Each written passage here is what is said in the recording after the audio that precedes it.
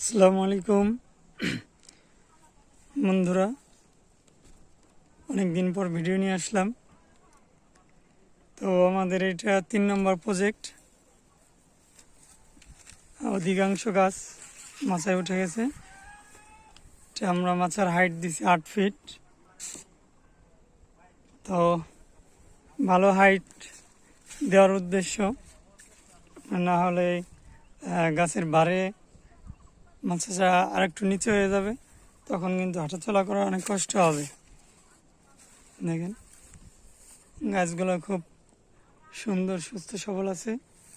আমরা নিয়মিত যত্ন করে যাইতেছি, ইনশাল্লাহ খুব দ্রুত মাচা ছেয়ে যাবে গাছগুলায়। দীর্ঘদিন অসুস্থতার কারণে কোনো আপডেট দিতে পারিনি। সকলে দোয়া করবেন।